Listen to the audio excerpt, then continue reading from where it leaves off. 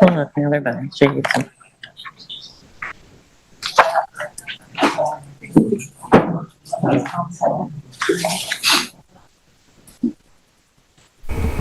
All right, good evening, East Hampton Town Board. You're live on Channel 22, streaming to YouTube, and you're being recorded. You may begin your meeting. Great. Thank you, LTV. Good evening, everyone, and welcome to the East Hampton Town Board meeting of August 15th, 2024. Cheryl, if you could please read the roll call. Present. Councilmember Lee. Councilmember Rogers. Present. Councilmember Calder-Pima. Present. Supervisor Burke Gonzalez. Present. If we could all stand for the Pledge of Allegiance. To the flag of the United States of America and to the republic for which it stands, one nation, under God, indivisible, with liberty and justice for all. Okay, so we have 5 public hearings this evening. The first is to consider a local law amending Chapter 182 to remove a property from the Town Nature Preserve. The second, to amend Chapter 255-1-80 lighting. 3 is to amend Chapter 255 of the East Hampton Town Code to change the maximum permitted density of senior-only affordable housing developments from 8 units per acre to 12 units per acre. The fourth is a grant of scenic and conservation easement at 250 Old Montauk Highway, Montauk. And the fifth public hearing is another grant of scenic and conservation easement at 93 Isle of Wight Road in Springs. As you can see, we have a full house here tonight, and I'm sure there are folks on the line. So we're asking you to kindly keep your remarks to 3 minutes. If you need to go longer, please submit that in writing to the board. We then will follow that with the resolutions. So, but before we start, we have the pleasure of having Hugh King here tonight. Thank you, Madam Supervisor. There are 2 events coming up. Both of them are on August 22nd. At the East Hampton Library, there's going to be a book talk about 2 women who were photographers and who lived in Montauk. Catherine McLaughlin Abbey and Frances McLaughlin Gill began working as photographers in the 1940s. And 2 women have written books about them, and they're going to be at the East Hampton Library on August 22nd between 5 and 7. That same night, August 22nd at 5:30 at the Amagansett Library, Peter Garnham is going to be talking about the history of the Amagansett Historical Association, okay? But tonight, since we're all talking about housing, you ever heard of Leisure-Rama? Yes. Well, let me tell you about Leisure-Rama, okay? I was down at the Fisher House today at the exhibit that the Montauk Historical Society has put up about Leisure-Rama. And it's unbelievable. You are actually in a Leisure-Rama house. Someone has donated most of their furniture from their Leisure-Rama house that they're using. Now, Leisure-Rama was a house that was built and sold in Montauk in the mid-1960s. There were 3 different models to choose from. Are you ready? The 730 square foot convertible, the 850 square foot expanded convertible, and the 1,200 square foot villa, of which only about 5 were built. The starting price was $12,990, okay? Then you could get a 30-year fixed mortgage with monthly payments of $73 or $87.90 for the expanded convertible. There were supposed to be several thousand of these built. Only 200 were built, and of course, some of them are still there. And when you go into the Fisher House, by the way, which is a town building, your town taxes at work, the Montauk Historical Society has put together an unbelievable exhibit. There's paneling from the 1960s that my father put in our house, the same kind of paneling he put in our house in Amagansett. There are the beds. You pick up a Princess phone and you hear someone who lived in a Leisure-Rama house talking to you, telling you what it was like to be in Montauk. There's also a history of the 1960s on paneling all over the place. You really go back in time, and it's worth a visit. You can go there from Thursdays through through Monday from 12:30 to 4:30. That's Leisure-Rama. Hope to see you all there. Thank you. Thank you, Hugh. Okay, so Cheryl, if you could start reading the first meeting notice, please.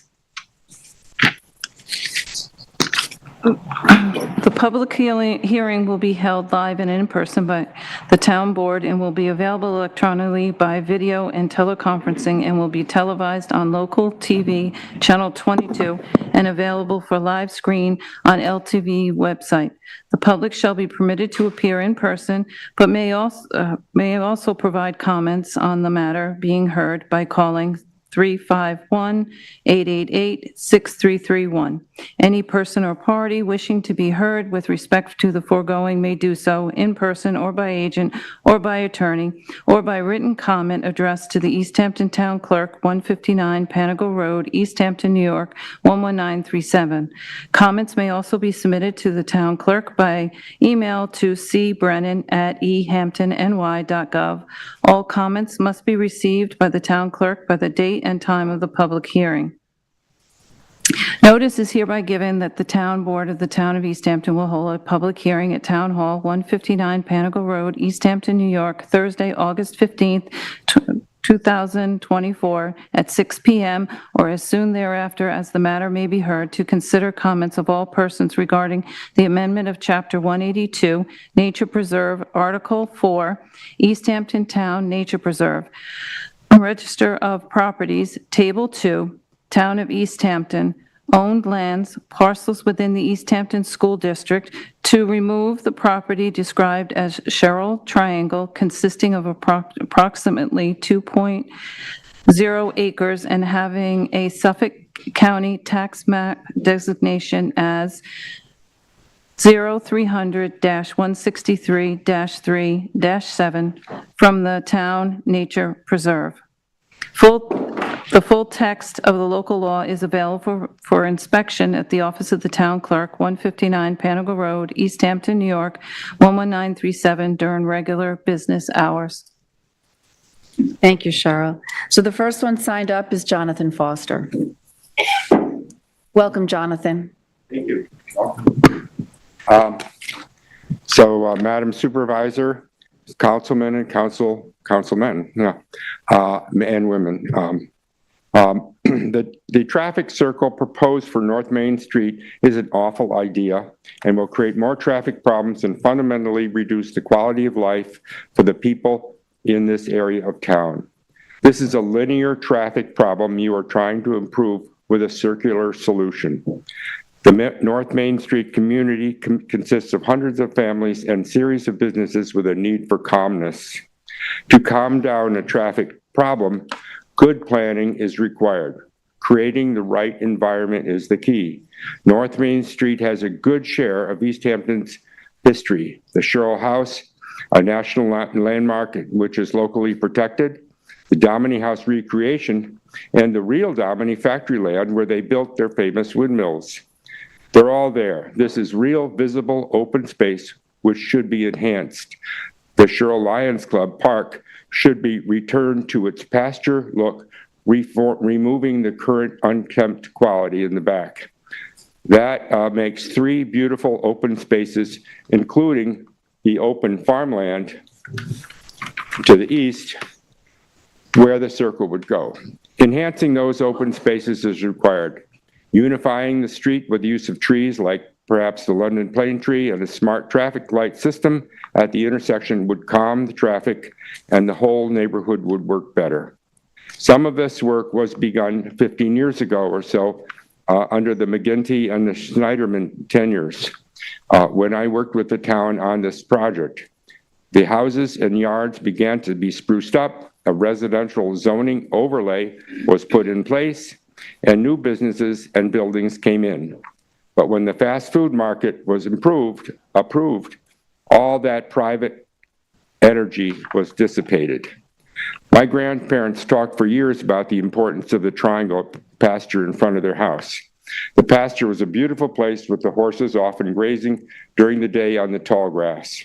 In 1972, as my grandfather was dying, my Uncle Ed and my mother, Sherry Foster, completed this deed and transfer with the town. We all approved this family decision. This was the same thinking when the Lions Club approached my grandfather to buy a portion of the land because they wanted to give it to the town for protection. My grandfather approved that, and in 1971, the Lions Club portion was transferred to the town. Our gift the following year affirmed our commitment to the protection of the Triangle Park and North Main Street. North Main Street is an important part of East Hampton history and the strength. This area needs to be protected. Thank you. Thank you, Jonathan. Next up, Jeff Bragman. Welcome, Jeff. Good evening, Madam Supervisor and board members. My name is Jeff Bragman. I'm speaking for myself tonight, and I'm also opposed to alienating parkland to create a roundabout on North Main Street. I think it seems to me, as an outsider to the board, that the board is very intent on remaking the way East Hampton looks, with the goal of creating a number of roundabouts so that we're a roundabout town. And I think it's a misplaced priority. Roundabouts are car-focused. They're not friendly to pedestrians or cyclists. And paradoxically, they may wind up increasing traffic jams, not decreasing it. The American experience with road building suggests that in the 1960s, when our freeways began to crowd up, the federal government went on a massive freeway building plan saying, well, if we can widen them, they're going to be more efficient. It's a resource. Cars will flow better. Well, it didn't work, and all they did was create larger traffic jams. And the same experience can be felt in the East End over the holidays. The traffic circles in Bridgehampton had traffic jams. They backed up. But I think more importantly, our roads, especially those two roads that go up north, I think, reflect our history. They're part of the history of the town of East Hampton. They're the physical embodiment of how the town developed, and they shouldn't be messed around with. And it shouldn't be a goal of this town board and a priority to make life better for the cars that come out here. That's not why people come out here. And I'm not just talking because I'm getting cranky, which some people may think about this, but also because in the course of my law practice, I tend to have to review your long-range planning documents as a matter of course. And it's never been a priority for the town of East Hampton to improve our roads and make them run more smoothly or to put in these roundabouts. In fact, as long ago as May of 2005 in the comprehensive plan, they enunciated goals for the development of East Hampton. This is, 19 years ago. And I would like to read you goal number 8, which is coordinate with regional agencies, organizations, and systems to reduce reliance on the automobile. Encourage investment in alternative transportation, including sidewalks, bikeways, rails, buses, shuttles, and shared cars, while maintaining the existing scale and character of the community. I would suggest to you tonight that that should be your priority, not making the cars run smoother. It doesn't do anything for East Hampton's future. Nobody comes out here to see the cars run more smoothly around a roundabout like they have in Riverhead and Up Island. Our roads look the way they do because they reflect our history. That's what makes us special. Preserve our history and don't change the character of our town in this way. Thank you. Thank you, Jeff. So that's everyone I have signed up for this first hearing. Is David?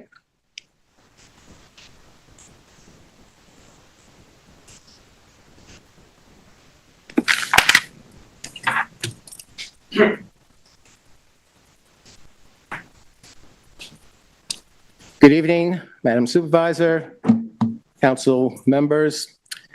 I understand this public hearing is specifically for the town board to consider whether there is, quote, an imperative and unavoidable public necessity, end quote, for removing the 2-acre town-owned triangular parcel from the town nature preserve. I understand the perceived imperative is to be able to give that parcel to the county and then entice them to build a very large traffic circle to presumably better manage the intersection of 3 Mile Harbor Road and Springs Fireplace Road. I know many of my friends and neighbors strongly feel that the hoped-for county traffic circle is a necessity. Frankly, I'm quite ambivalent. As Jeff eloquently put forth, making it easier to move faster through the town of East Hampton is not necessarily a wise move.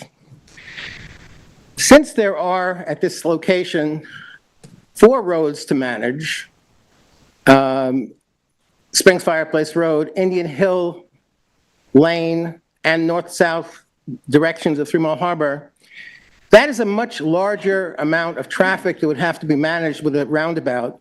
It would make the roundabout that was put in on 114 in the village seem very small. It would have to, of necessity, be on the order of magnitude of the roundabout in Riverhead. Frankly, the once every couple of months that I go to Riverhead is enough for me. I don't want to live in Riverhead. I don't want to think I'm living in Riverhead.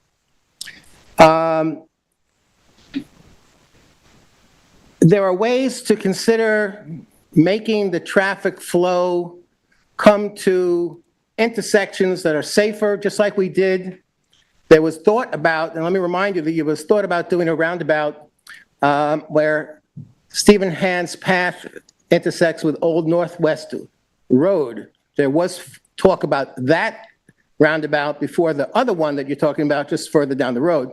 And then finally, the town highway supervisors had a brainstorm. He said, rather than make that a roundabout, let's just turn the traffic a little bit here and make a right angle intersection with a stop sign, and people will be safer and be able to navigate that in a safe manner. And that was all that was done, and that was frankly all that was needed. Now, I understand that this is only one part of a multi-part puzzle. First, you have to get this board to make that finding. Then you have to have, because it's a mandatory referendum, then you have to have the majority of the voters of this community agree with you that it's a mandatory necessity to change this, remove this property from the nature preserve. Then you have to convince the county to spend millions of dollars to build it. And then you have to be certain that you have qualified under the state parkland alienation law to do this all together. Let me just say very briefly, the part of the puzzle dealing with parkland alienation is also quite suspect, because if you read the law that was adopted, Chapter 194 of the laws of 2024, I'll wrap up very quickly, it states that you are authorized to continue using this land as parkland, but only if you then the town acquire land that has never been used for public open space or park purposes. Unfortunately, you've designated a piece that you already own and that's already in use as open space. Therefore, I think the mechanism that you've chosen and the person who caused this legislation to be drafted We've got a lot of people that want to speak made a tonight. mistake, and I think it needs to be corrected. It could be corrected by designating a different parcel, but you would have to use town funds, not CPF funds, to buy an equivalent property. Thank you very much. Is there anyone else here that would like to address the board on this matter? Betsy?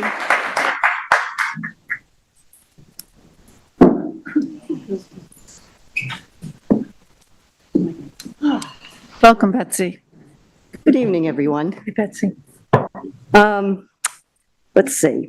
There are, as I I want to see it, just bring the microphone down a little bit lower. is that better? Yes, thank you. But for the record, my name's Betsy Petrosky. I live on Jackson Street here in East Hampton, so very close to this area. There are 2 issues at stake here tonight. One, as we know, the alienation of a beautiful nature preserve and woodland that is important to our environment, and the possibility of a massive asphalt and concrete roundabout that this board is considering at the base of the entryway into our 2 working-class neighborhoods here in the East Hampton hamlet.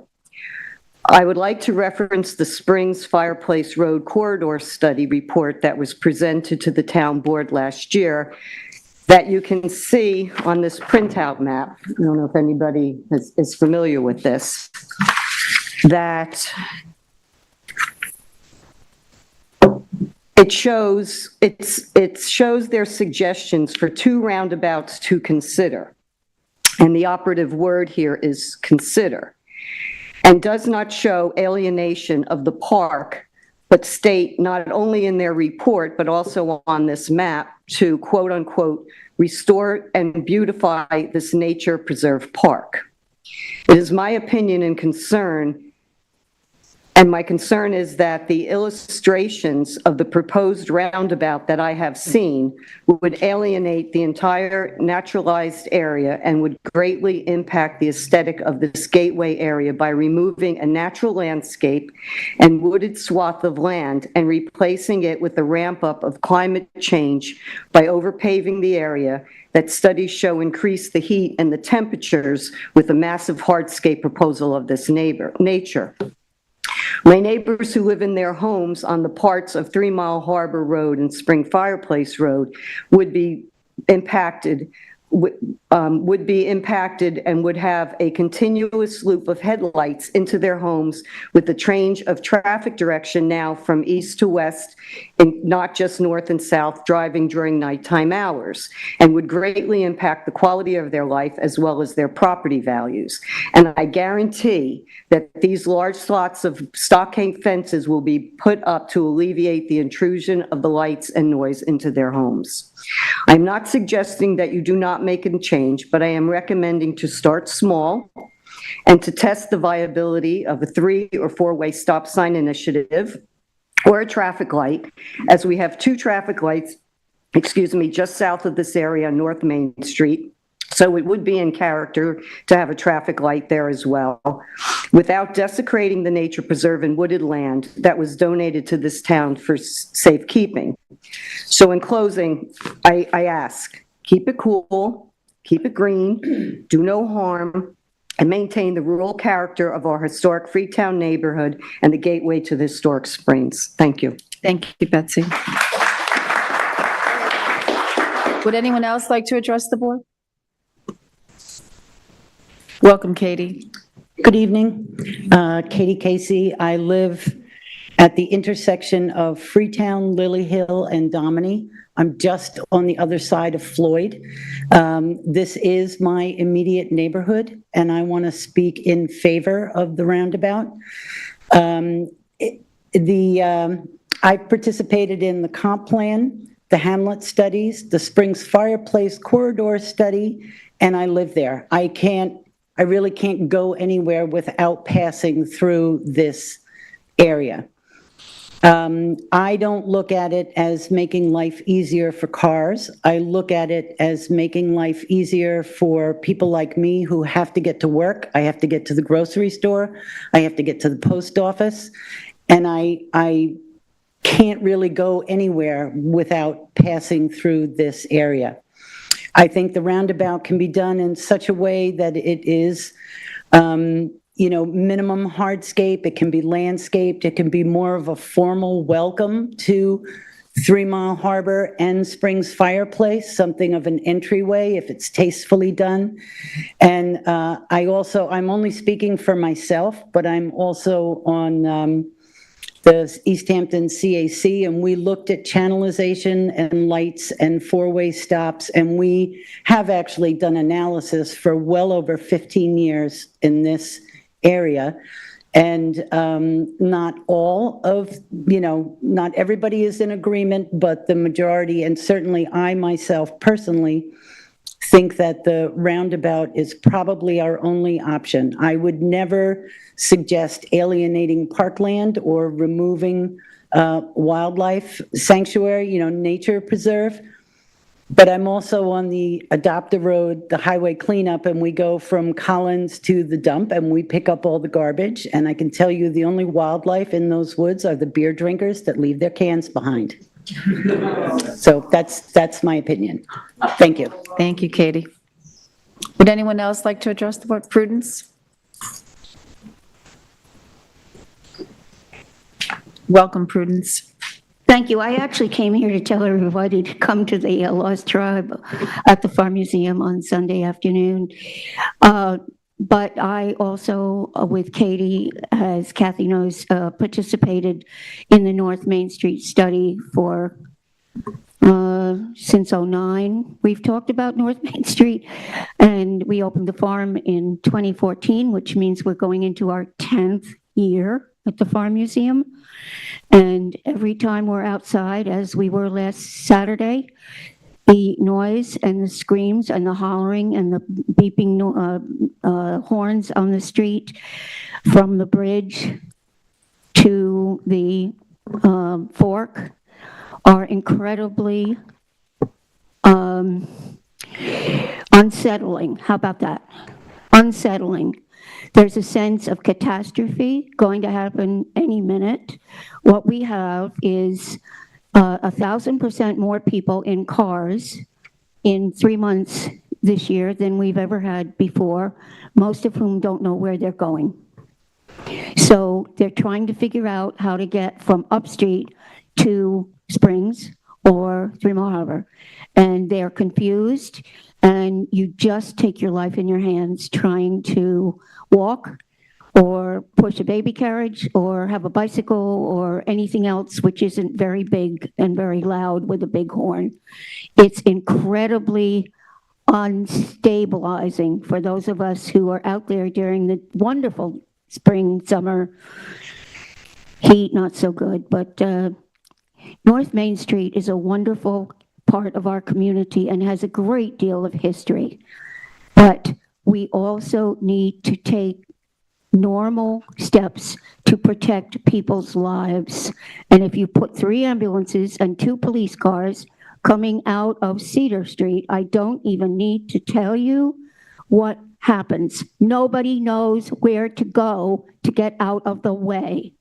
That's what we've got. Stalled crisis. So I think you all know my feelings on this. Thank you for allowing me to speak. And come to the Farm Museum, the Lost Tribe. We have, by the way, somebody named David Cataletto is going to bring his singers, and so we're going to have a great time. Thank you very much. Thank you, Prudence. Would anyone else like to address the board? Matthew, is there anyone on the line that would like to speak to this public hearing? We don't have any callers on the line at this time. Okay. Motion to close? Second? All in favor? Aye. Okay, hearing number 2. Cheryl, if you could please read that meeting notice.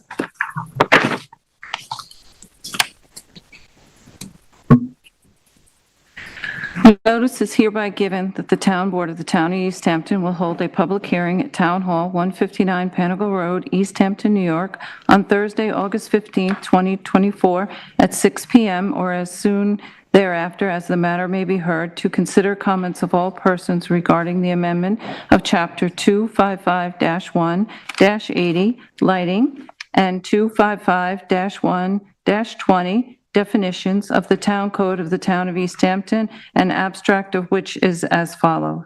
A local law amending Chapter 255-1-80, lighting, and 255-1-20 definitions to address the public's concerns regarding the overuse of non-essential nighttime lighting as required by the Town of East Hampton's comprehensive plan, and as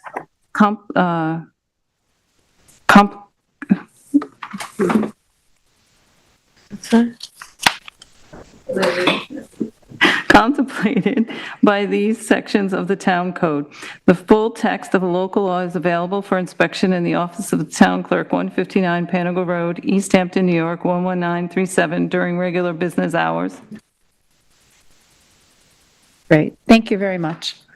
Okay, the first one we have signed up for this public hearing is Susan Harder. Welcome, Susan. Hi. I didn't know I'd be able to speak, so I delivered my comment to you, but I will read it for the public.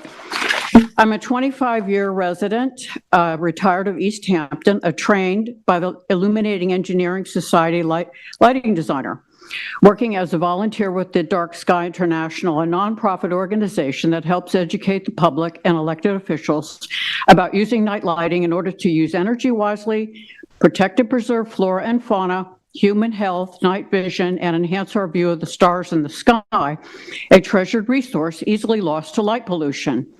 Light pollution is simply night lighting that is excessive, unnecessary, unshielded, and obtrusive, resulting in energy waste, neighbor disturbances from light trespass, visually debilitating glare, and sky glow, obliterating the view of the stars. There are technical issues in this draft, errors, which make it difficult for the layman to understand and for the professional to implement in order to conform to the intent of the amendment. And the following changes to the amendment will be helpful to all concerned. While 2700 Kelvin, which indicates the amount of blue light in the light source, specifically LEDs, was the lowest available Kelvin for light sources for many years. Commonly available at this time is a Kelvin rated between 1100 and 2200, which is more akin to the color of incandescent, which is much better for night vision and the overall environment. In fact, in Florida, around waterways, amber, very low Kelvin, is required to protect aquatic life. Lowering the Kelvin would be beneficial for all concerned. The references to fully shielded indicate that all the light emissions shall be directed below an opaque shield, not allowing for any uplighting. This may or may not be the intent of the amendment, and the word must needs to be changed to shall, since that term is recognized as being legally effective. Some history. Initially, the original law, as drafted, included regulations on foliage tree lighting. But at the hearing, after dozens of residents and environmental organization representatives spoke in favor of enactment, one person, having just installed dozens of tree lights, objected. Instead of amending that provision, it was entirely removed. Since the original law, for an unknown reason, was not referred to as a dark sky law, like other communities, including Riverhead, much has been discovered about the impact as well as the best methods to address light pollution. Updated amendments to the entire code, long overdue, would be beneficial for all residents, businesses, visitors, and for town municipal facilities. Unfortunately, East Hampton is no longer setting precedent in environmental protections for outdoor lighting, and not even following set precedent. Sag Harbor's newly enacted outdoor lighting law, which I helped write with the village attorney, incorporates new technologies and mitigation techniques conforming to professional recommendations from the Illuminating Engineering Society and Dark Sky International. Have I reached 3 minutes? Okay, well, the rest of my comment has been printed. I appreciate that. Thank you, Susan. Next up, we have Jane Maring. Welcome, Jane. Thank you.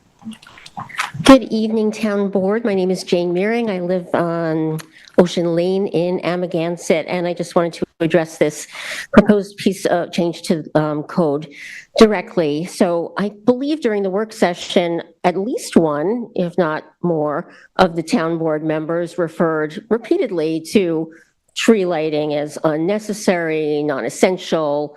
And so it would be great if 255-183D1 that prohibits uplighting overall would cover tree lighting and just ban it altogether. But I know that taking things away from people is very difficult. So I'm not going to advocate for that right now. But I did just want to make a couple points. If I also recall in the work session, there was discussion potentially about adding in a provision for setbacks. And I was disappointed to see that it didn't make it from that good discussion onto the draft code. So I did want to advocate for that and perhaps double setbacks for tree uplighting could be helpful. I know the code says you can't have light trespass onto another property and other protections, but still setbacks could make a material difference. So I would respectfully ask that be reconsidered as part of this code. And then secondly, moving the hour from midnight to 11, I don't really think makes that much of a difference. I would like to recommend a 9 p.m.-ish cutoff instead, because other people, sometimes relax outside or take a walk with their dog around that time before bed to enjoy the skies and not see. Bottom line, we have mounting and many threats that are building in this town related to undermining dark skies and light pollution, and there are many bigger things that I think we're all going to need to tackle as a community. But, this is one part of it, and I appreciate your trying to do something on this topic. Thank you. Thank you, Jane. So that's all I have signed up. Is there anybody else that would like to address the board on this topic? No. Matthew, is there anyone on the line? We have no callers on the line. Motion to close? Second. All in favor? Aye. Cheryl, if you could read the third meeting notice, please. Take notice that the Town Board of the Town of East Hampton will hold a public hearing on August 15th, 2024 at 6 p.m. to consider the local law as follows. A local law to amend Chapter 255 zoning, Article 5, special permit uses, Section 255-5-50, specific standards and safeguards, affordable housing development as it pertains to affordable senior housing only, to increase the density for such developments from the existing 8 units per acre permitted for all affordable housing developments to 12 units per acre, specifically for affordable senior housing developments. Multiple resident in Section 255-5-50 shall also be amended at Section B to omit the minimum 5,445 square feet of lot area per apartment for senior affordable apartments. The full text of the local law is available for inspection in the office of the town clerk, 159 Panago Road, East Hampton, New York, 11937, during regular business hours. Great, thank you, Cheryl. Kevin, would you mind letting Eric know that this public hearing is up? Because I'm sure he's here to listen in. The next up I have here is Jane Maring. I'm multitasking tonight. Thank you. Yes, Jane Meering, I'm against it again. So for just as backdrop, I want to say I really appreciated the work sessions that were done on this density topic. There was one on affordable. There was one more broadly. Speaking of Eric Shantz, I mean, just was really compelling, I guess if you're a zoning nerd, to listen to all the ways he thought through and thought about unintended consequences. So I appreciate that as background. And I'm here tonight to say I support this change to increase density allowable per acre from 8 to 12 units for senior affordable housing only. I want to raise the one issue that I've been turning over in my head, and specifically that the term unit is used all the time, but it's not tied to any definition of what is a unit, specifically how many bedrooms or how much occupants should be in it. And it feels like that might be a gap. So I wanted to raise the issue and see if there could be some consideration about defining a unit, perhaps limiting, the average unit size to X number of bedrooms or occupancy. I know the code, I think, usually specifies in general no more than 2 people per bedroom. But, if you look at some of the affordable housing projects that have already been done, the units seem to be averaging. I looked at the numbers, like for the Green at the Gardner, and I think units are averaging 2 bedrooms each. But, and mostly our affordable housing projects, they kind of skew more towards 1 and 2 bedrooms and then a smattering or, 3. But if in different models, suddenly those units start to skew to 3, 4, 5 bedroom units, then you're going to have an increase in density, potentially, if this gets extended to rolling out to other subsegments of affordable housing. And then you'd have this, what I'm calling an increase in intensity. And I just think that's something that should be thought through to see if there are some kind of guardrails. Again, we need to house people, and it's very important. And again, this issue I'm raising is not, I don't think, going to be a thing for senior housing, but I think as we move through subsegments, we may come up against a real sort of ballooning of intensity, and we should think ahead perhaps for some guardrails. So thank you. Thank you, Jane. Next up is Carol Sherman. Is Carol here? Yes, she is. Jerry helped her.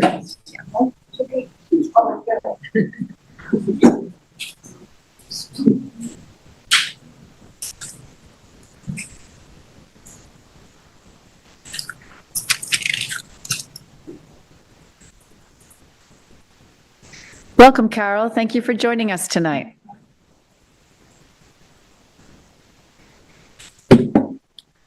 Thank you for calling me up here, and my cane just fell. My name is Carol Sherman, and I have been living at Windmill Village for 18 years. And because the Hamptons is such a beautiful place to live, many New Yorkers have chosen to retire to what have been their weekend homes. Being a renter, I have had to deal with a lack of rental housing.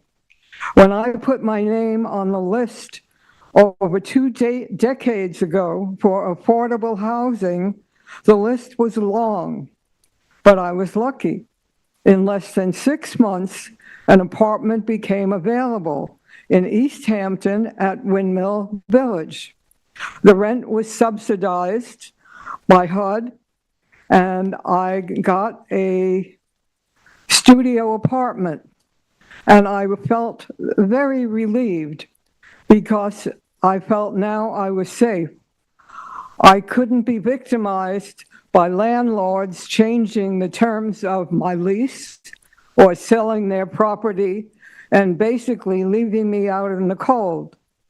The management at Windmill Village were very welcoming and were very helpful. I am in good health at 88, and I feel that this is my final home, Windmill Village. I am safe, secure, and grateful. I have made friends with Jerry Mooney, Kathy, and Veronica. I plan to leave a gift of some kind to Windmill Inc., and I encourage the town to develop and provide housing for the next wave of seniors who will need a home. Thank you very much. Thank you, Carol. Thank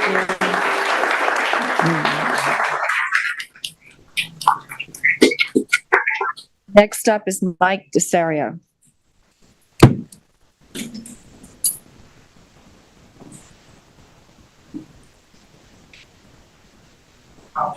Welcome, Mike. Hi. Well, Madam Been Secretary, a long time. board members, and the public. I'm Michael Desario, and up until a few years ago, I had the privilege to be the chairman of Windmill Village 1, Windmill Village 2, and St. Michael's. And as chair, I got to personally see the benefits that these projects bring.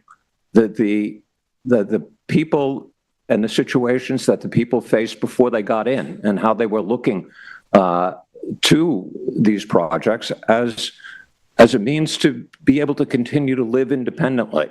And they know that in these projects they could live, as long as they could live independently, it will be affordable and it will be a place for them to live.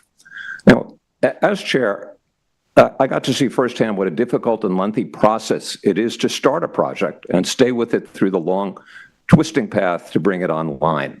I was very much involved in building St. Michael's, and it took a lot of people working together close to 2 years to find a viable property and then negotiate a workable deal, and then probably another 3 to 4 years to obtain permits and plans, and that was with a very cooperative town board. After that, we needed to secure funding for the project. All told, it probably took 5 to 6 years to get the project shovel-ready, and then another year to build. With this code change, it will allow the existing properties to increase their density. This will essentially also provide the land at no additional cost, which will increase the project's ability to get funding. And additionally, and very importantly, it will significantly shorten the entire process. Right now, you have a dedicated and experienced team that has built and run these 3 projects. The Windmill team knows the individual characteristics of each of these properties, each neighborhood, and probably each and every current resident of the complex.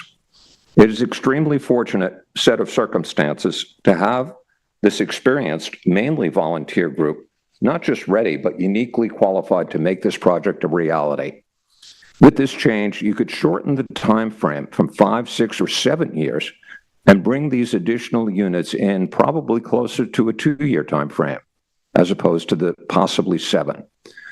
And rather, I ask you not to just look at this as a number of years, look at it more in personal and human terms.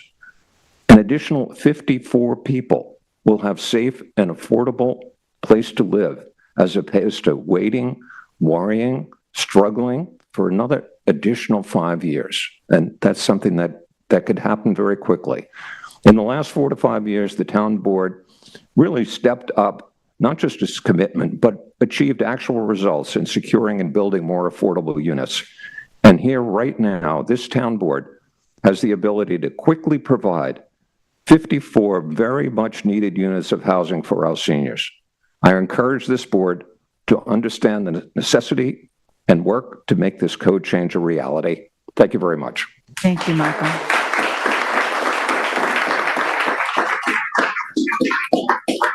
Next up is Leonard Green.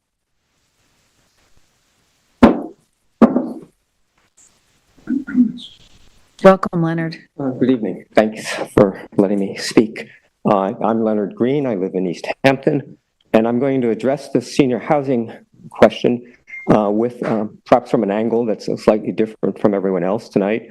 Because as a representative of Change Hampton and Rewild Long Island, I've met with representatives of the Windmill Village to talk about sustainable landscaping in their project. So senior housing density should be an easy sell. We have an enormous waiting list for senior housing, and density is good for the environment. Denser developments consume less land and resources to accommodate the same number of houses. That is why it is encouraging that Windmill is proposing to follow sustainable landscaping practices in their housing plans. I don't know how to say this more simply. You've all heard it before, but I'd like to say it again for everyone here. We need trees. We need native vegetation. They are irreplaceable elements of the ecosystems that clean and protect our ground and surface water from the abundant toxins we giddily pump into our environment.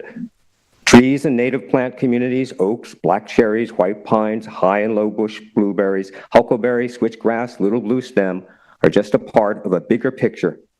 Entire ecosystems of microbes, fungi, macro and microbiota ceaselessly working to mitigate the excess nitrogen and other contaminants we mindlessly disperse. When we lose these ecosystems, we lose biological communities, not just the visible star status species we all worry about, bees, butterflies, and fireflies, but also the invisible unknown species that make the whole green living miracle possible. Yes, our private and institutional properties are part of this, and what we do with them matters. If we hope to curb the toxic algal blooms, groundwater pollution, and other environmental catastrophes we have imposed upon ourselves. Windmill residents, as I've said, have spoken with both Rewild Long Island and Change Hampton to discuss sustainable landscaping options. This sustainable landscaping goal should be the model for housing in town, not just senior and affordable housing. By all means, please support the Windmill community, their desire to protect the environment, and to house hundreds of seniors waiting for affordable senior housing. Thank you. Thank you, Leonard. Carolyn, and I don't know how to pronounce her last name. Got it. And I don't know how to spell it. Welcome, Carolyn. Hi, thank you.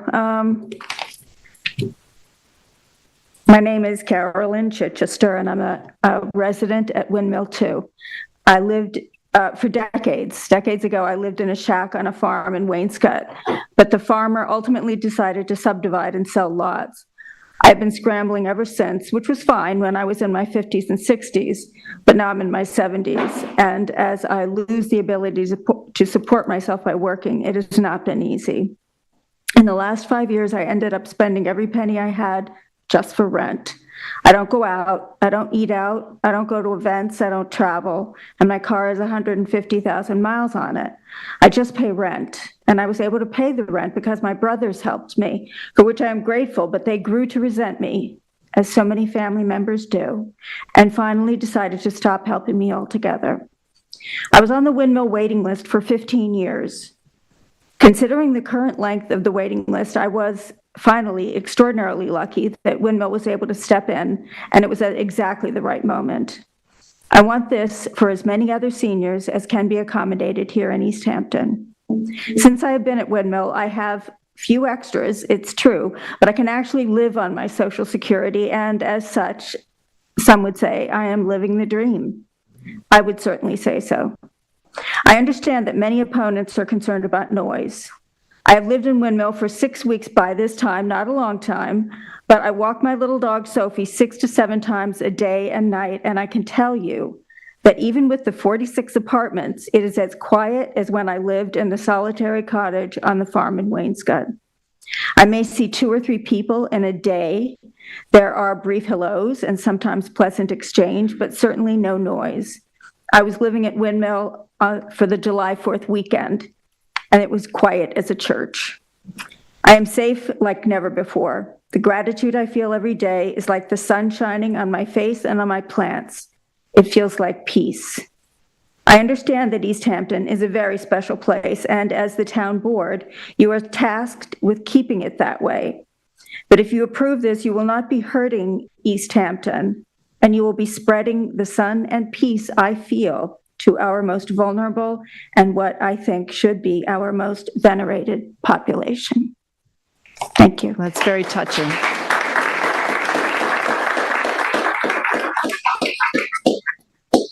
Katie Casey.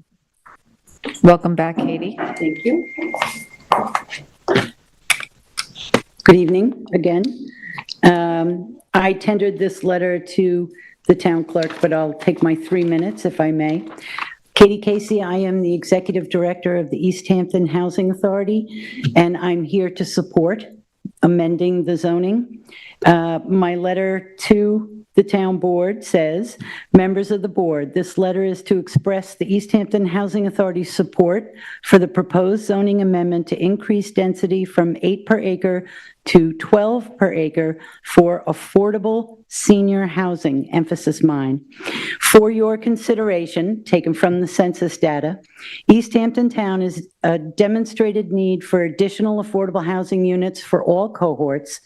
21.8% of the East Hampton community is age 65 or older. 11.7% of the town's population live below the poverty line versus 6.49% for Suffolk County. There's empirical evidence that seniors tread more lightly upon the earth in terms of water consumption, traffic impacts, carbon footprint, infrastructure use, and impact to the school districts. These are all customary objections to increased density. Senior-occupied units can be smaller for ease of maintenance. The Housing Authority does not own or manage any age-restricted properties, but we do house many seniors. The percentage of seniors living in our multifamily properties are as follows. Avalon, 17 units, 12 senior-occupied, 71%. Gansett Meadow, Amagansett, 37 units, 14 senior-occupied, 38%. Accabonac, East Hampton North, 50 units, 16 senior-occupied, 32%. Springs Fireplace, East Hampton North, 26 units, 13 senior-occupied, 50%. The Cottages in Wainscott, 9 units, 5 senior-occupied, 56%. Although the Housing Authority has no age restrictions, we do provide housing for seniors. I point this out because there was some discussion at the planning board level about reserving a portion or percentage of an affordable housing property for seniors. This is referred to as a set-aside. This would have to be memorialized in a regulatory agreement that designates specific housing units for seniors only. Otherwise, the benefit of increased density could be manipulated. Regarding assurances that the future additional housing opportunities are available to lower-income community members is not enough to keep the rents low, but the occupants would have to be vetted for eligibility based upon income, household size, assets, year-round residency, etc. I share the view expressed at the Planning Board meeting of July 10th that multifamily housing should be prioritized.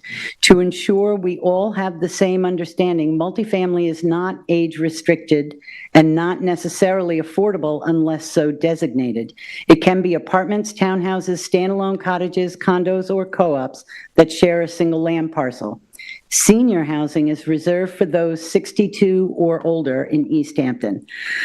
Other municipalities and at other times 55 is the minimum age. Workforce housing targets a higher income cohort and is not restricted to people who work. Retirees and disabled people with sufficient income to pay the rent unsubsidized can live in workforce housing. This is generally those over income for any subsidies and under income for the open market, which East Hampton has identified as 60% to 130% AMI. I know from professional experience and firsthand acquaintance with our residents at the Housing Authority that many of our seniors would prefer to live in age-restricted property, but there simply are not enough opportunities. I'm confident that if the town increased the number of age-restricted affordable housing units, a portion of the Housing Authority tenants would apply and hope to move into a senior unit, presumably freeing up a multifamily unit for a non-senior household. Creating more housing opportunities for a variety of cohorts helps to take some pressure off our rental market across the board. Despite a lot of recent planned activity in constructing affordable rental apartments, housing opportunities have been dwindling for decades due to the strength of our real estate market, population increases, demand for investment in second homes, and Airbnb and that ilk. The town's Director of Housing, Eric Shantz, has put tremendous thought into this proposal and brought his professional planning skills and experience to bear. This is a necessary step in service to the community to improve quality of life for many. It has our full support, and we urge the town board to amend the code to allow for increased density for affordable developments designed to meet the needs of our aging population, which would at the same time benefit those young families and individuals coming up in East Hampton who are our future. Thank you, Katie. That was a little long. Thank you. Thank you. Is there anyone else that would like to address the board? Kirby? Okay. Go ahead.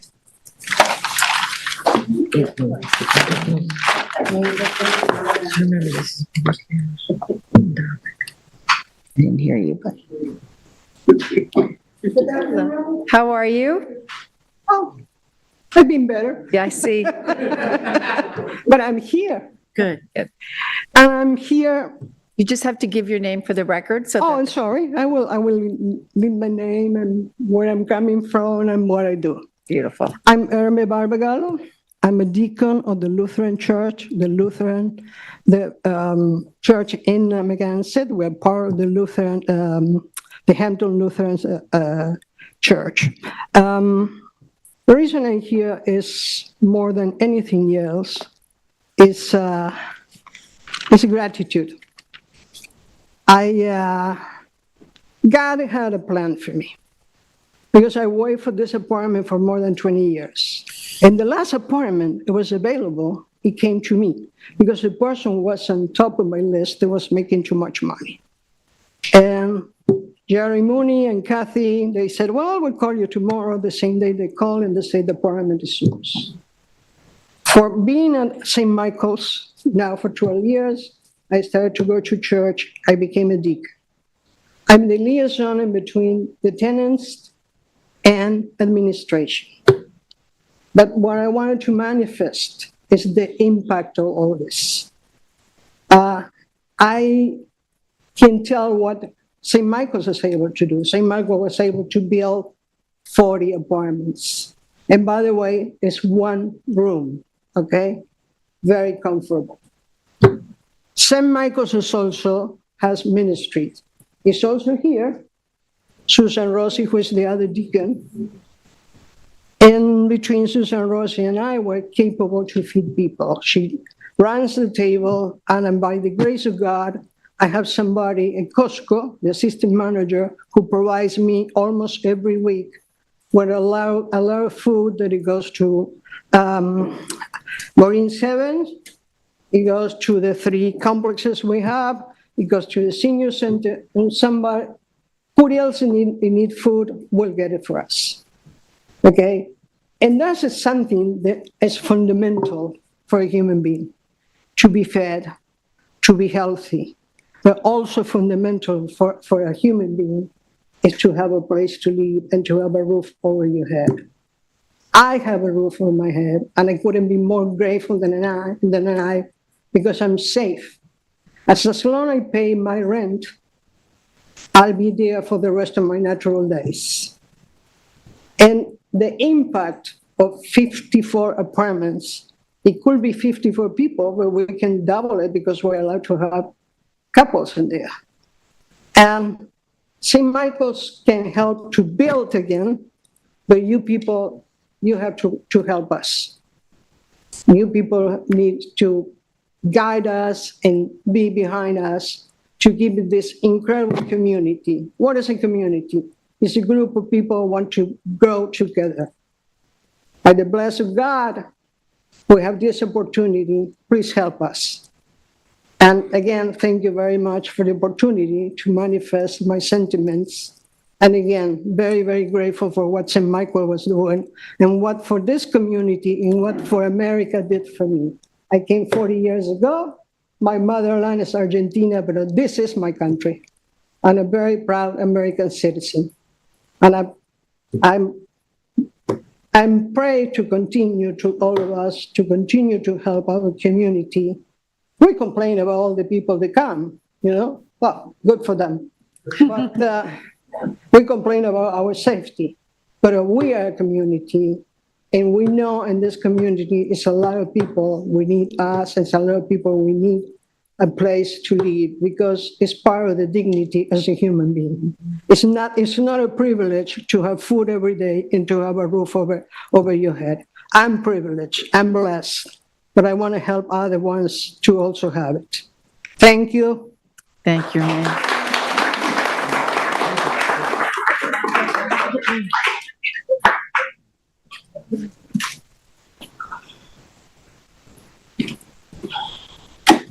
That's a very hard act to follow. Very nice lady. My name is Kirby Mark Antonio, and I'm the general partner of 350 Pandago Road. And I'm here to support the increase in density for senior citizen housing from 8 to 12 units per acre. It is long overdue. The current 8-acre density is based on the then available septic technology set in 1984 when the comprehensive code was written. Since then, new technology has evolved that is much more efficient and can easily handle 12 units per acre. As an example, both the town's projects at Gardner's Point and Gansett Green and Amagansett use these systems, and they work wonderfully. Note, both the town of Southampton and the Suffolk County Health Department allow up to 12 units and more in their current code. Therefore, there is no reason why that same density, when proper septic systems are used, should not be allowed here in East Hampton. That said, how will this change the number of senior citizen housings here? Currently, there are only 2 parcels in the entire town that are zoned for affordable housing in general, so include senior citizen housing as an option. One is the 7 acres at the Amagansett Firehouse. I have spoken to the fire department about this. At this time, they have no plans to develop that land. They will have a barbecue, though, on Saturday, and I suggest you get your tickets as fast as possible because they go. The other one is 350 Pandago. Our plan for those 4 acres is to build workforce housing, a subject that was discussed last month at a town work session. We have no plans for senior citizen housing. Like all affordable housing in this town, we know that it is needed, but so is workforce housing. Now, St. Michael's and Amagansett could add 17 more units if upgraded with a new compatible septic system. Whether they would do that, given the $2 million investment it would take to accommodate those 17 units, is unclear. The only other place I can think of that might be used for senior citizen housing is the land adjacent to the proposed new senior citizen site where the town has acquired some additional land. of course, that would need an affordable housing overlay were that to be the case. I do not know whether or not that is in the plan.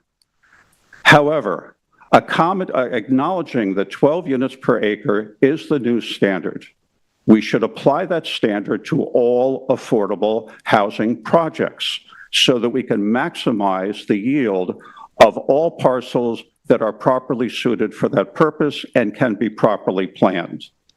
The fact that we just had 543 people ask for 50 units at Gardner's Point proves we have an overwhelming number of people who need housing of some kind.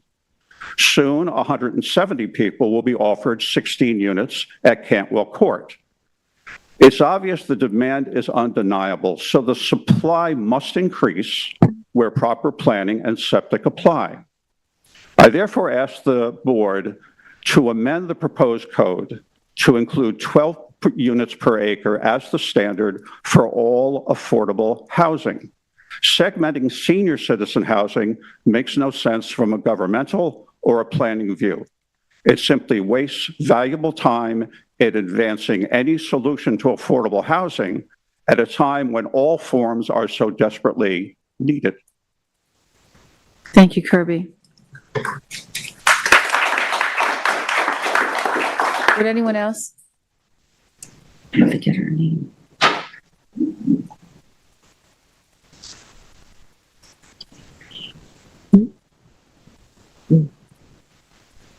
Hey, Tina, good to see you. Good to see you. Hi, I'm Tina Guglielmo. I'm a resident of East Hampton. Happy to be here. I just wanted to thank everyone who put time and energy into crafting this plan, and I'm in full support of it. I've been living in East Hampton for 33 years. I've raised my family here. I'm a homeowner for 29 years. I've been paying property taxes. My husband's going to be 70 soon, and we're starting to get to the point where maintaining a home is becoming a burden. And there's nowhere for us to go. So after all this time, when we sell the house, we'd have to leave and move somewhere else. And it just seems like a very extreme situation, and it would break my heart. So I just really want to thank everyone who's thinking outside the box and coming up with ideas and ways to solve this crisis that's been going on for a while in this town. 2 of my daughters moved out of this town because they couldn't afford rent anywhere, and they were very hardworking young women, and we lost their skills. And Ian has particularly had a personal effect from that. A really good worker who had to leave the area because of no affordable rents. But seniors in particular are incredibly vulnerable, and the resources that we use are a lot less than a family of 3 or 4 or 5. So, and the only other point I want to make is, this town really needs workers. And seniors work. I'm working, my husband's working, he's going to be 70 soon. We work hard and we provide a lot of valuable services to the community. Almost every job I've had in this town has been a nonprofit. So I want that to be a consideration too, that seniors are part of the workforce and they have a lot of wisdom and skill to devote to the quality of life in this town. So I really appreciate everybody who's trying to work hard on this issue, and I hope this amendment can pass. Thank you. Thank you, Tina.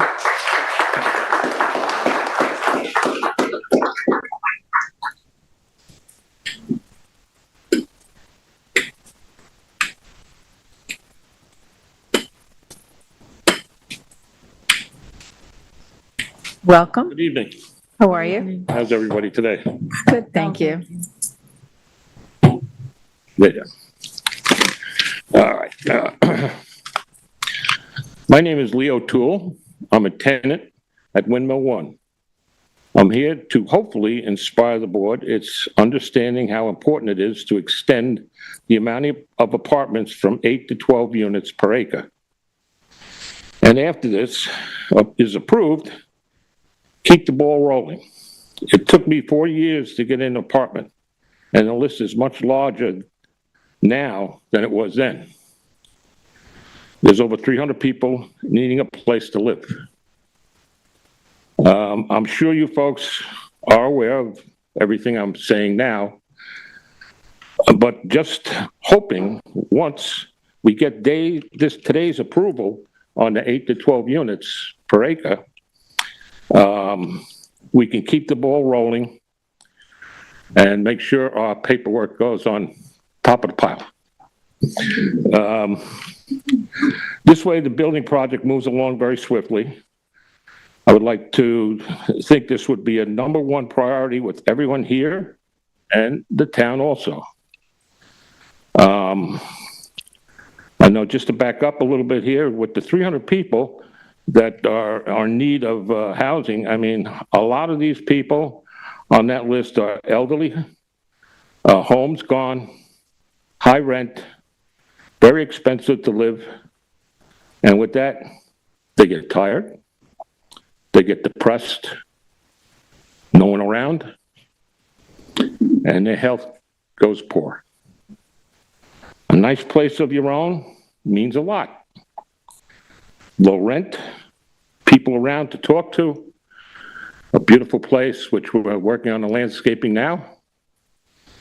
And hopefully we can, a lot of things can go away once you get this help and you get this place to stay at and it belongs to you. So,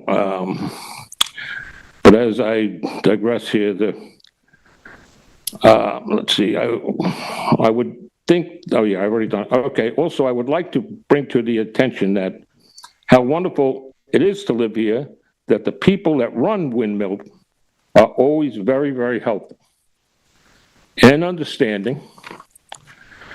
They show a great interest in everyone's welfare. They will truly, day or night, help you in any way. They're a great bunch of people, and I thank them. Also, I thank the board for their time and efforts put towards this wonderful project. Like I said, let's keep the ball rolling. Thank you again. Thank you, Leo.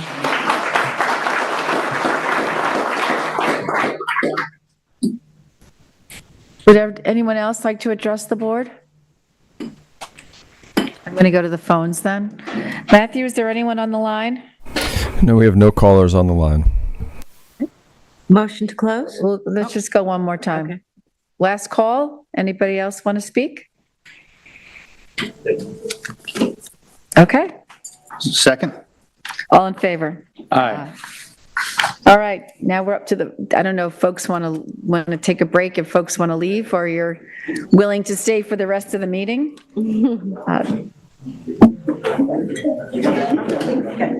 Just give it a minute.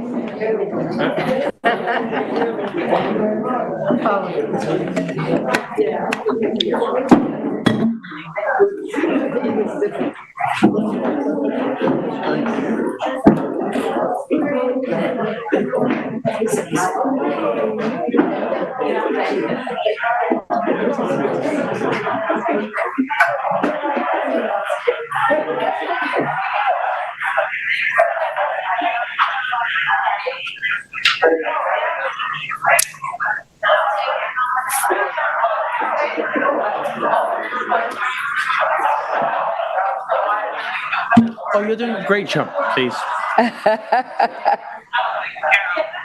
It happens to me all the time. If you not notice, I make up words sometimes. I mean, just you know. You're doing great. Way to clear a room, Kathy. Yeah, it's not good. Folks, Please. folks, we have a meeting. If everybody could just move out and speak in the lobby, that would be great. Thank you. No, I mean, way to clear a room. Folks, if you could please continue the conversations in the lobby. Thank you.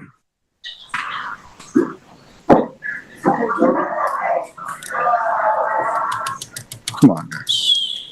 Oh, my dog stood up.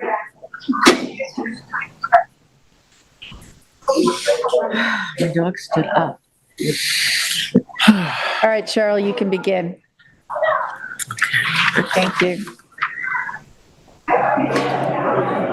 Please take notice that pursuant to Section 247 of the General Municipality Law of the State of New York and provisions of the Town of East Hampton Code, the Town Board of the Town of East Hampton, New York, will hold a public hearing in the Town Hall Meeting Room, 159 Panago Road, East Hampton, New York, Thursday, August 15th, 2024, at 6 p.m. or as soon thereafter as this matter may be heard concerning the following grant of scenic and conservation easement to the Town of East Hampton. Grantor, Tourmalet, LLC, scenic and conservation easement dated May 28th, 2024 at 250 Old Montauk Highway, Montauk, Suffolk County Tax Map Number 300-87-3-04.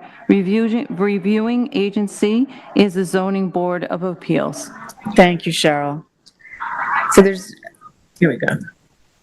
Matthew, is there anyone on the line that would like to speak during this public hearing?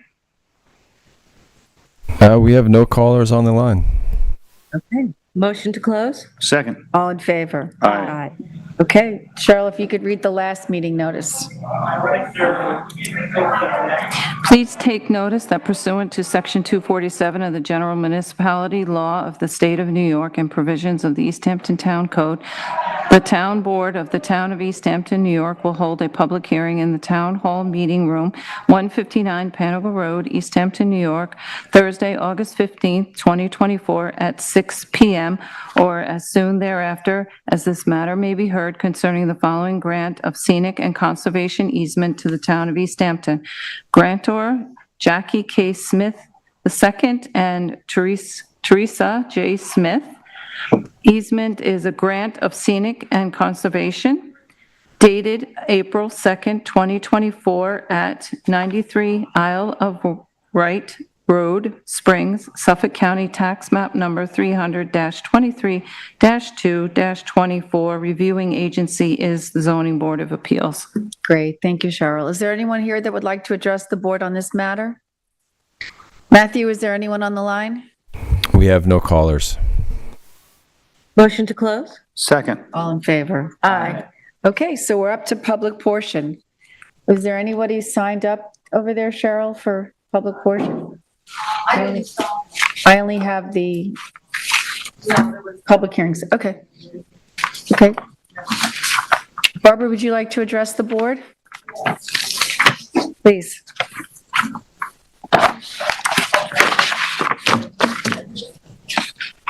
Certainly got a great turnout for Windmill Village. That's very nice. Welcome, Barbara. I'm back to the Springs Park. Okay, I have first to you say- need The microphone? Sorry. Can't hear you. Can you move the microphone closer? Oh, And then for the record, for the clerk, if you could just state your name, please. Barbara Feldman. Thank you. Okay, so I came here because I'm representing a lot of people. And we've got this issue that we're trying to resolve in as amicable a way as possible. We did have a petition circulating which specifically is dealing with this small dog park area. We have almost 200 signatures. I have a set for every single person on the board. We got that in a short amount of time. There were 2 weeks we weren't there. It was too hot. It was raining. I was sick last week. So we're at about 200 signatures of people who want this. And I did bring copies for everybody. So it's not important. You have names, you have phone numbers, you have email addresses. But I think what's really the most telling are the comments that people wrote on these things. So I will leave this package for everybody before I leave.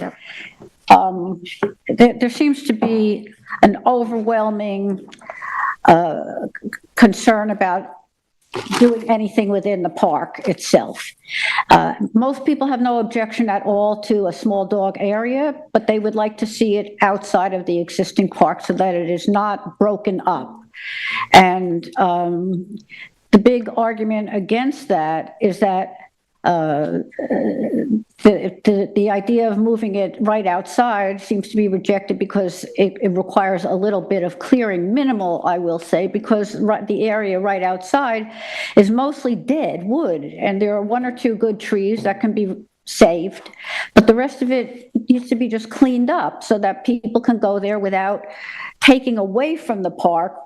We certainly have enough acreage to add. It wouldn't even have to be a half an acre. It's a small amount of space there. Small dogs, small space. There's already a gate from the inside to the outside, so it doesn't require doing that. It also, we have been told that there are a lot of people that want a small dog park. That's fine, but none of those people really spoke up. I mean, we believe that if this is going to be a democratic process, that the majority should rule. And if you got almost every single person in the park that wants it to stay as it is, then that's the direction that it should go in, because to inconvenience the greater proportion of people for a few people who haven't even identified themselves. I have yet to meet anybody who really insists on having a small dog area in the park itself. Nobody really cares. We just feel that we don't know who they are, even speak up. We've been accused of vitriol. There's no vitriol. It's called expressing an opinion. That's the democratic way. You're allowed to say what you have to say. Nobody's arguing. Nobody's fighting. Nobody is creating animosity, except for being blindsided by this plan that nobody was aware of until relatively recently, and it is very concerning to almost everybody.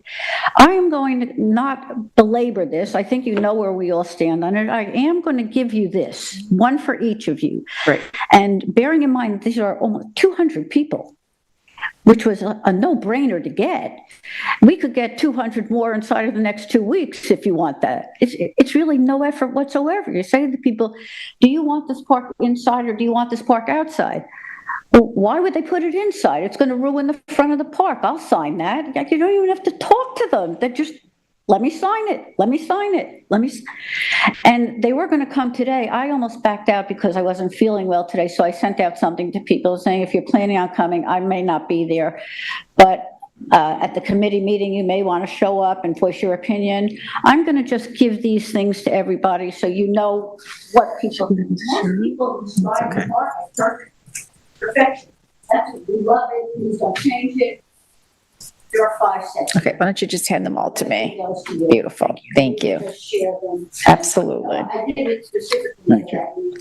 Thank you. Any questions? Anybody? I'm retired now. I just retired. I'm 75. I can't. And I will say this. I did walk there yesterday with my dogs. And I realized that if that shady side, if that side of the park is culled out, I would not have been able to walk my dogs.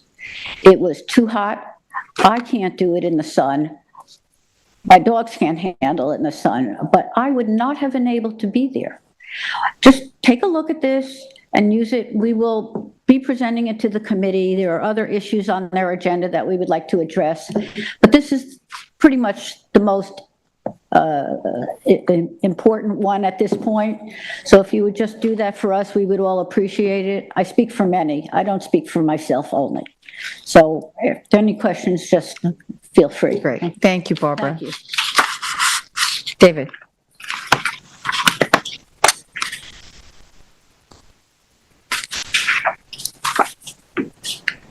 Good evening again, David Buddha from the Springs. I'd like to speak about Resolution 1063, which Ian has sponsored and apparently was drafted by the Housing Department. I have offered, I know Ian knows his way very well around the Springs, but I've offered to provide a map of the Springs to the Housing Department so perhaps they won't make the same mistake again. The name of the street that is in fact the subject of this resolution is Gardner Avenue and not Gardner's Lane. But But as to the substance of this, it appears that the Housing Department and/or the Town Board is now taking a look at the possibility of taking some vacant town-owned land that the town has owned forever. In one day's time, I couldn't figure out how the town came to acquire it, but the town does own this vacant 3 tax lots that can be combined and reconfigured into 2 reasonably sized 17,000 square foot lots each. In addition to the 126 and 132 Gardner Avenue, there's a 3rd lot that I think should be in this resolution because it's contiguous and it's part of the process that I think you are engaging in, and that has the current common designation as just being a part of 12th Street. Anyway,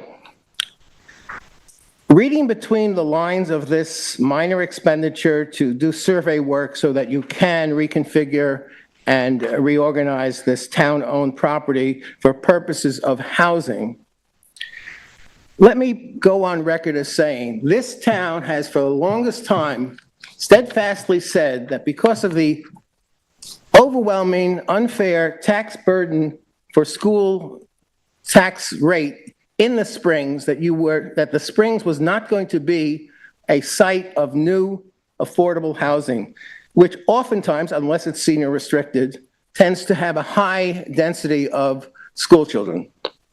But I have a proposal and a solution because frankly, I appreciate the need for affordable housing town-wide. We have a town-wide problem, but we're balkanized into 5 or 6, if you include Sag Harbor, different school tax zones with greatly disparate tax rates. If this board helps to facilitate the consolidation of at least the 5 primary school districts that service the bulk of the town, and I'm excluding Sag Harbor because that includes the village of Sag Harbor and parts of the town of Southampton. But if we were to consolidate and unify and boil it down to a single school tax rate that affects the entire community, it would unify the community, and then I would have absolutely no objections whatsoever to having all the possible new affordable housing that the Springs can support. And if the town has land that is sitting fallow for decades, no one even knowing that it's there, it's just vacant open space, and if it's certainly suitable for housing, then the town should develop it for affordable housing, but not in the Springs until we lift the onerous school tax burden. We pay a school tax rate that's still about 5 times more than Wainscott, even after they increased their rate 30% last year. By the way, I know of another property in the Springs that would be suitable for affordable housing. I'll be happy to tell you about that as soon as we get the schools districts consolidated. Thank you. Thank you, David. Matthew, is there anyone on the line? We don't have any callers. Okay, so we will close the public portion and move on to resolutions. Tom, if you could please start us off. Absolutely. First resolution I have is 2024-142. This is for the warrant, claims on warrant number 8B in the amount of $2,792,829.44, and also on warrant B for the amount of $50,058.73. Second. All in favor? Aye. 1043, this is to schedule a public hearing for the real property acquisition and amend the 2024 management program plan. This is for the property of the estate of Mary Eggers, located at 21 South Federal Street in Montauk, whereas the purchase price is $325,000 plus associated costs, and the funding source is the Community Preservation Fund. Be it resolved that there will be a public hearing on August 22nd, 2024, and that's actually the notice for the public hearing. Notice for the public hearing, I apologize, thank you. And the public hearing itself will be September 5th, 2024 at 6 p.m. Second. All in favor? Aye. 1044 is additionally for a public hearing. This is for a property located at 91 Northwest Landing Road in East Hampton. purported owner is Spencer Shea. This is notification will again be on August 22nd, 24 for a public hearing on September 5th, 2024 at 6 p.m. The purchase price for this property is not to exceed $1,230,000. Second. All in favor? Aye. 1045 is a notice of bids, notice to bidders. The item here is EH 24032. This is for the printing of sanitation permits and other forms for 2024. For those interested, they can contact the purchasing department office by emailing purchasing at ehamptonny.gov or calling 631-324-4183 between 9 a.m. and 4 p.m. Each proposal must be submitted and marked clearly, printing of sanitation permits and other forms 2024. Bids need to be received by September 12th, 2024 at 3 p.m. Second. All in favor? Aye. 1046 is a change order. This is approving a change order number 2 for the Montauk Playhouse Community Center, EH 23036, MRJ Industries Limited, whereby the town awarded the contract for the community center for the electrical contract bid, and MRJ was the lowest bid received. The town's consulting engineer, Island Structures Engineering PC, has recommended the town approve additional funds to cover costs for the operable partition system from crank to an automated electric operating system, whereas the total cost of this change order number 2 is $17,500 and will increase the electrical contract cost to a total of $1,006,005. Be it resolved that the total contract cost for the work to be provided by MRJ Industries is hereby increased from a total cost of $988,505 to $1,006,005. Second. All in favor? Aye. 2024-1047 is additionally a change order for the Montauk Playhouse Community Center, again, whereby the Island Structures Engineering's PC has recommended the town approve additional funds to cover costs for the operable partition system from crank to an automated electrical operating system. This is for the Crossroads, apologies. The total cost for the change order number 3 is $110,938.85, which will increase the general construction costs to $9,381,938.85. Second. All in favor? Aye. 1048. This is to establish a leave bank for the Highway Department. Be it resolved that the town will establish this leave bank, share time accommodation for Lawrence Dunn, automotive equipment operator in the Highway Department, as requested by the department head. Second. All in favor? Aye. 1049 is title changes for lifeguards. Chief Lifeguard John Ryan has requested the following employees be promoted to positions listed: Zach Cornfield to Advanced Ocean Lifeguard at $24 an hour, Laura Sopkin to Advanced Ocean Lifeguard at $24 an hour, both retroactive to August 12th, 2024. Second. All in favor? Aye. 1050 is a budget modification for Fort Hill Cemetery. We will be moving the following amounts: $2,200 from health insurance buyback, $10,000 from health insurance, and $22,800 from contingency to the Fort Hill Cemetery Commission's line in a total amount of $35,000. Second. All in favor? Aye. 1051 is a budget modification for human services. Town Board directs the Budget Office to make the following budget modification for maintenance costs to move $10,000 from full-time salaries to building and maintenance supplies. Second. All in favor? Aye. 1052 is a budget modification for buildings and grounds. This is to move $1,000 from health insurance to telephone. Second. All in favor? Aye. I believe I'll have an amendment in the title of the of a resolution 1053, Cheryl. It right now states grant of scenic and conservation easements, 65 Jacqueline Drive, Amagansett. I'd like to add to that schedule public hearing and notice of public hearing.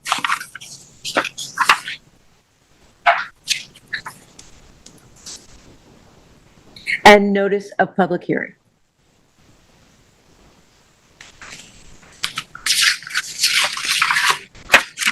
That would be in the title. Yes. And take notice that the Town Board of the Town of East Hampton will hold a public hearing in the Town Hall Meeting Room Thursday, September 5th 2024 at 6 p.m. Concerning the following grant of a scenic and conservation easement to the town of East Hampton.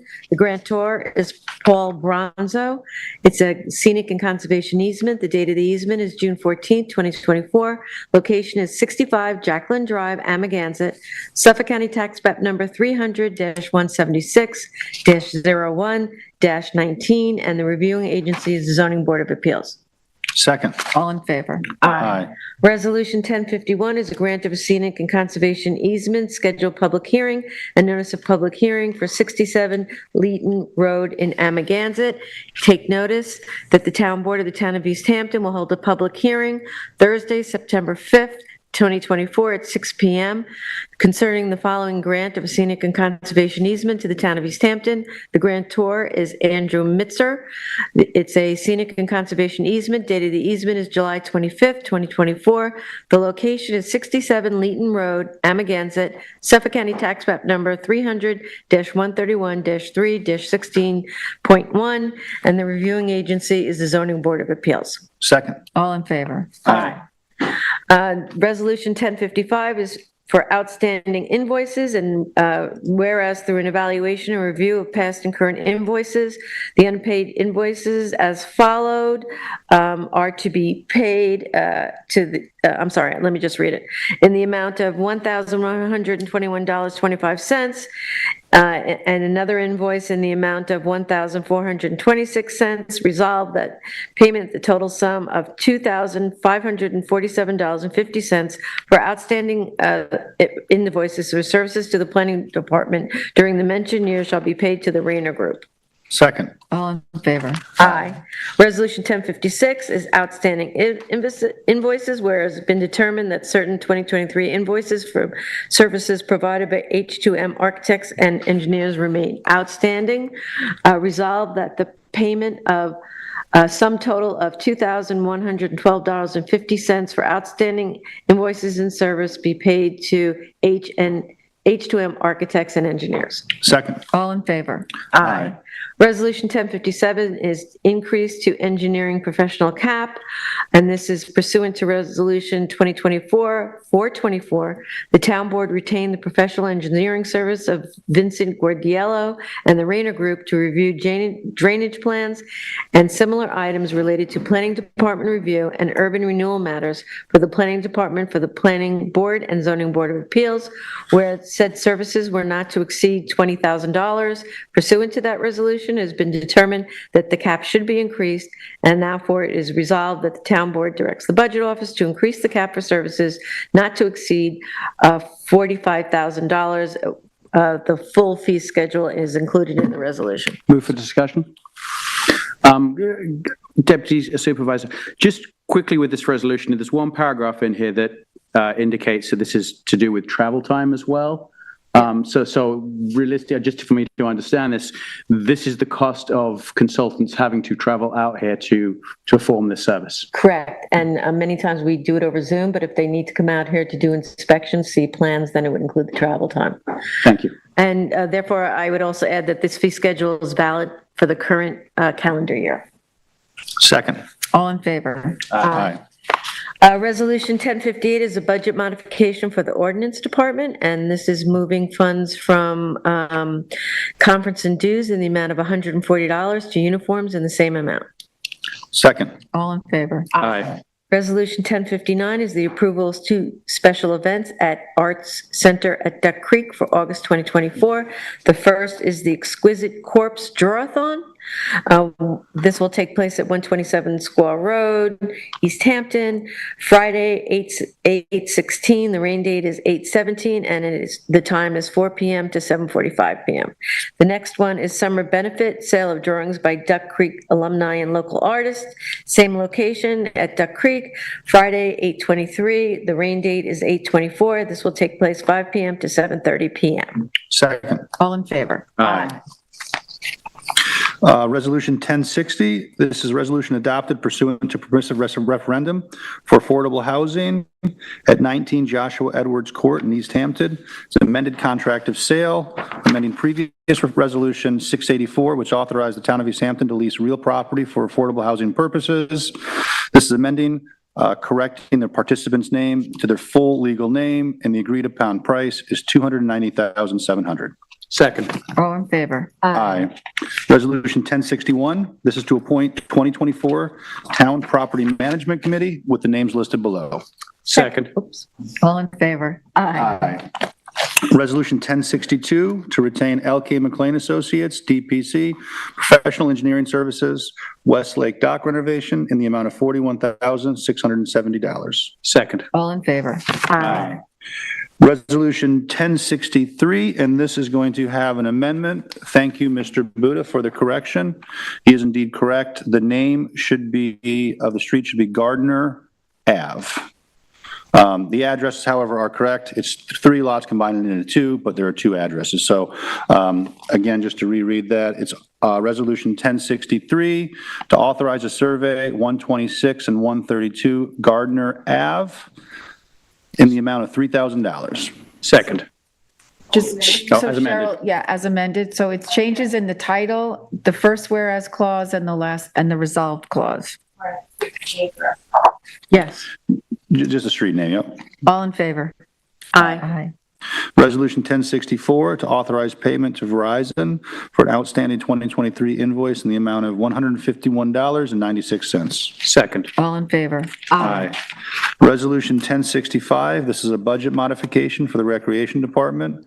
It's from part-time salaries in the amount of $10,000 to other equipment in the amount of $10,000. Second. All in favor? Aye. Resolution 2024-1066 is to appoint police officer to the Police Academy.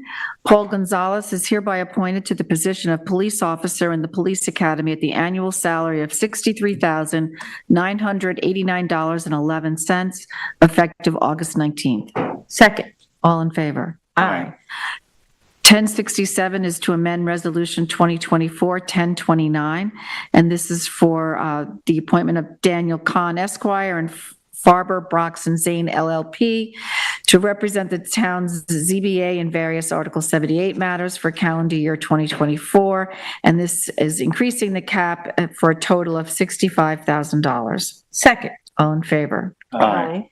1068 is to amend Resolution 2024-1027, whereby the town board retained Jaspin Schlesinger Narendran LLP as outside counsel to represent the town in various matters for calendar year 2024. The resolution title contained a typographical error. It should be in general matters for 2024. The financial impact is not to exceed $50,000. Second. All in favor? Aye. 1069 is to retain as outside counsel Jaspin Schlesinger Narendran LLP to negotiate a lease renewal with the Maidstone Gun Club. The financial impact is not to exceed $15,000. Second. All in favor? Aye. 1070 is to authorize a payment with Briscoe Protective for an outstanding past due invoice in the amount of $108.35. Second. All in favor? Aye. 1071 is to approve funding to 4 dedicated town reserves. We're moving $1,700,000 from the undedicated fund balance to the A Fund Employee Benefit Accrued Liability Reserve General for the whole town, $100,000. Capital Reserve whole town, $750,000.